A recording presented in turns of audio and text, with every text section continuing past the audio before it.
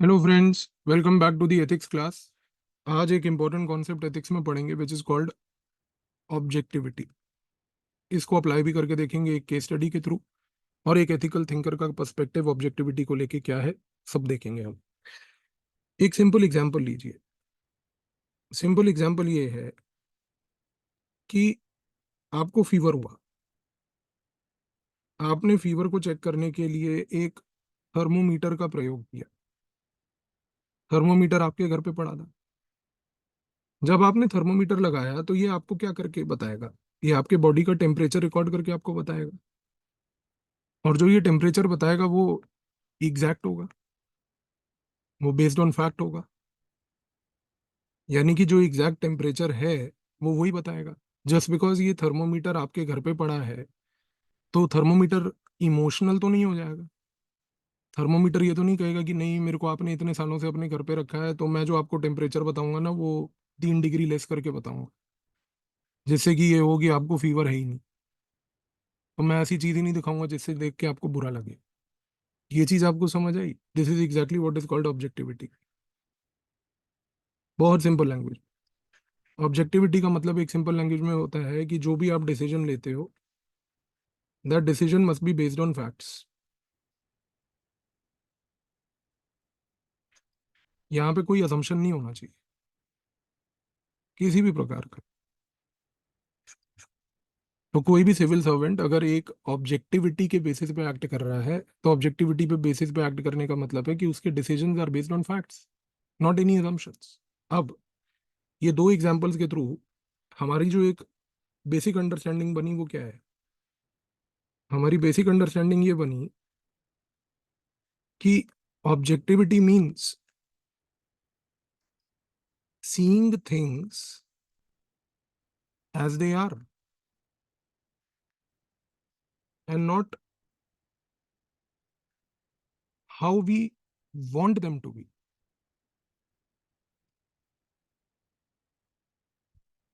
यानी कि चीज एग्जैक्टली जैसी की है वैसी की वैसी हम उसको ऑब्जर्व कर रहे हैं। हम उसको अज्यूम नहीं कर रहे कि ये चीज ऐसी होगी या होनी चाहिए। Objectivity means you stick to the thing as it is. अब अगर हमें यूपीएससी एग्जाम में लिखना है तो हम ऑब्जेक्टिविटी को कैसे लिखेंगे? हम लिखते हैं ये कि objectivity is the practice of basing decisions and actions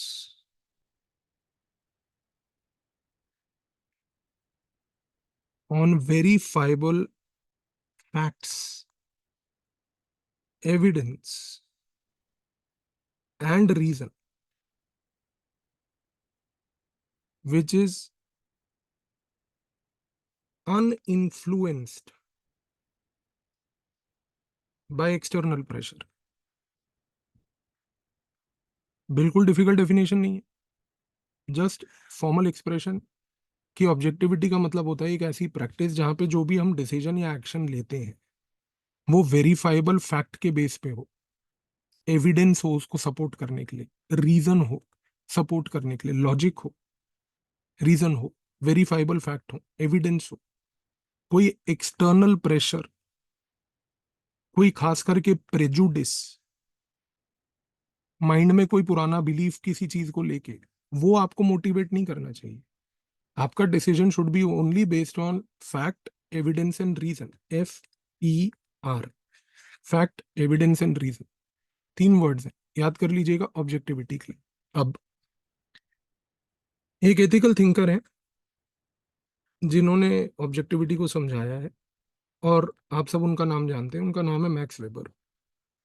max weber ने एक बहुत इंपॉर्टेंट पॉइंट बोला। मैक्स वेबर ने कहा कि a public servants greatest enemy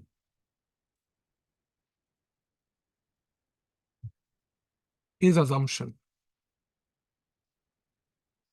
और ये कितना रिलेवेंट है हमारे ऑब्जेक्टिविटी के डिबेट में कि मैक्स वेबर ये कहते हैं कि जब भी किसी एक सिविल सर्वेंट को काम करना होता है तो वो सिविल सर्वेंट के लिए सबसे इंपॉर्टेंट क्या है कि उसका जो भी एक्शन है, उसका जो भी कॉन्डक्ट है, it must be driven by rule.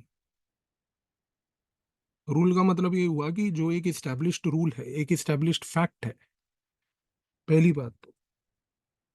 और ये जो इस्टेब्लिश्ड रूल और फैक्ट है, ये है driven by nothing else but logic. और यही चीज ऑब्जेक्टिविटी का एसेंस है, कि आपके पास एक फैक्ट, एक एविडेंस, एक रीजन होना चाहिए जिसके बेसिस पे आप कोई भी डिसीजन लो। तो यहां पर मैक्स वेबर कहते हैं कि देयर शुड बी नो बायस। और बायस कब आएगा? खास करके तब जब आपके पास एक प्रेजुडिस है, एक प्री हेल्ड बिलीफ है अपने आप में, कि मुझे ऐसा करना चाहिए इन लोगों को लेके। गलत है। So objectivity means very clearly that your decision has to be based on fact, evidence and reason, because your biggest enemy is assumption, where a decision is basically influenced by bias. Be careful about this. अब एक case study लेते हैं।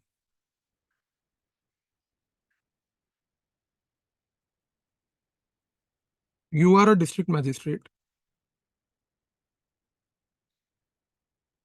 You have to recruit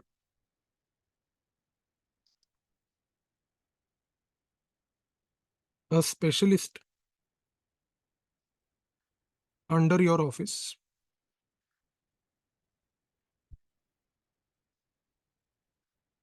There are 5 candidates,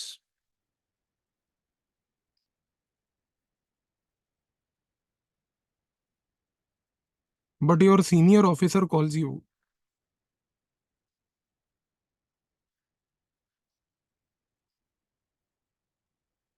to say that you select his nephew.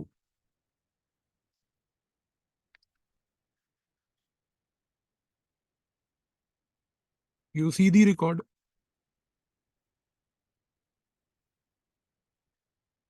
find that nephew is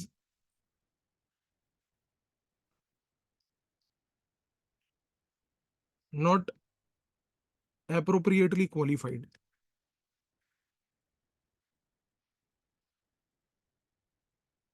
So, what are the ethical issues involved?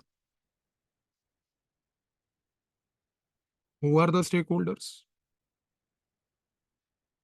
What ethical solution will you prescribe? And what is the justification? As I told you in all the previous videos कि ethics में UPSC ये 4 चीजें पूछता है। अब आप एक district magistrate हो, आपको अपने ऑफिस में एक स्पेशलिस्ट को रिक्रूट करना है। 5 कैंडिडेट हैं आपके पास, उन 5 में से रिक्रूट करना है। लेकिन यहाँ पर आपका सीनियर आपको कॉल करके कहता है कि नहीं देखो ऐसा है कि मेरे नेफ्यू को आप रिक्रूट कर लो। आप उसके रिकॉर्ड्स एनालाइज करते हो बाकी 5 के साथ, तो आपको समझ आता है कि भाई he is not even qualified. अब आप क्या करोगे इस सिचुएशन में? तो यहाँ पर let's go step by step. What are the ethical issues involve? तो सबसे पहला एथिकल इशू इन्वॉल्व यही है यहाँ पर, कि there is a problem between objectivity versus pressure.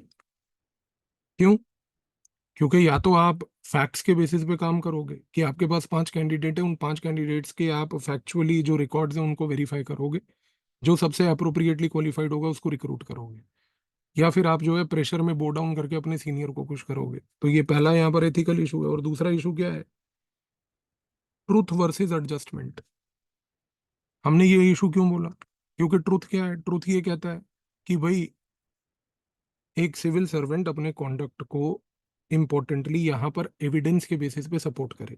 Evidence ये कहता है कि 5 लोगों के रिकॉर्ड देखो, पर रिकॉर्ड ना देखकर अगर हमें एडजस्ट करना है एक नेफ्यू को जो कि एक पुल से आया है, तो वो एक क्लैश है यहाँ पर एथिकल वैल्यू का, ट्रूथ वर्सेस एडजस्टमेंट। अब स्टेक होल्डर्स कौन कौन है? तो ये तो बिल्कुल डिफिकल्ट नहीं है। स्टेक होल्डर्स दो तो बहुत क्लियर दिख रहे हैं। पहला, आप एज अ डिस्ट्रिक्ट मैजिस्ट्रेट। दूसरा, आपका सीनियर। तीसरा, 5 कैंडिडेट्स। चौथा, आपका खुद का डिपार्टमेंट जिसकी क्रेडिबिलिटी इज एट स्टेक। और पांचवा, पब्लिक। क्योंकि इनमें से जिसको भी आप सिलेक्ट करोगे, अगर आपने एडजस्टमेंट करी और प्रेशर पे बो डाउन करा, तो एक चीज तो तय है कि पब्लिक के नजर में आपकी क्रेडिबिलिटी अफेक्ट होगी। तो ये स्टेक होल्डर्स को मद्देनजर रखते हुए और एथिकल इश्यूज को मद्देनजर रखते हुए अब हम एथिकल सोल्यूशन क्या प्रिस्क्राइब कर रहे हैं। कॉमन सेंस हमें क्या कहती है? हमें ये कहती है कि जो एथिकल सोल्यूशन है वो सिंपल है कि I will select on the basis of merit, क्योंकि ऑब्जेक्टिविटी आपको ये सिखाती है। Provide documentary evidence after selection that supported the choice. Simple चीज है कि आप अपने आप को एक डिस्ट्रिक्ट मजिस्ट्रेट बना के सोचो। आपका ऑब्जेक्टिव ये होना चाहिए इस केस में कि आप मेरिट पे डिसीजन लो, और जो भी आप डिसीजन लेते हो, डिसीजन लेने के बाद एक डॉक्यूमेंट्री एविडेंस प्रोवाइड करके ये एक्सप्लेन करो कि ये 5 कैंडिडेट से इनको इन पैरामीटर्स पे इवेलुएट करके इस कैंडिडेट को फाइनली सेलेक्ट किया गया। इसका जस्टिफिकेशन क्या है? जस्टिफिकेशन सिंपल है।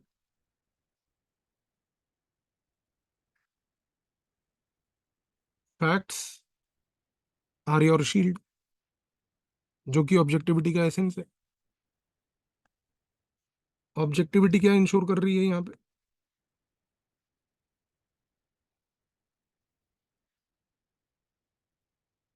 Trust in institutional decisions.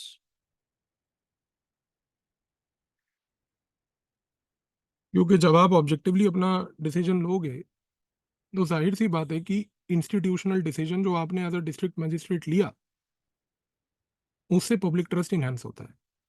तो यहाँ पर ये चीज़ बड़ी क्लियर है कि आपको कॉन्सेप्ट पता होना चाहिए, आपको क्लियर कट तरीके से उस कॉन्सेप्ट को अपने थिंकिंग पैराडाइम में लाना है और उस कॉन्सेप्ट को आपने अप्लाई करना है। और जैसा मैंने आपको पहले भी बताया कि जुलाई टू फरवरी हमारा जो एथिक्स का कोर्स है 2026 एस्पिरेंट्स के लिए, वो यही है। 70+ क्लासेज हैं उस कोर्स में। हर क्लास में आपको मैं इसी पैराडाइम पे काम करूंगा। Concept, ethical thinker, ethical models, application और केस स्टडी। आप ये सोचो कि हर क्लास में आप एक केस स्टडी प्रैक्टिस कर रहे हो। 70+ केस स्टडीज आप प्रैक्टिस कर लोगे जस्ट ड्यूरिंग द कोर्स। उसके साथ साथ आपको 70+ केस स्टडीज मैं होमवर्क में दूंगा जिनको आपको रिग्रेसली कराऊंगा। आप अपने मेंस एग्जाम तो छोड़िए, प्रीलिम्स देने से पहले 150 केस स्टडीज आप प्रैक्टिस कर चुके होगे। कोई ताकत ही नहीं है कि आपके 120 से 130 मार्क्स के बीच में ना आए। इस फोकस से ये पूरा कोर्स डिजाइंड है। मिलते हैं नेक्स्ट क्लास में नेक्स्ट वीडियो के साथ।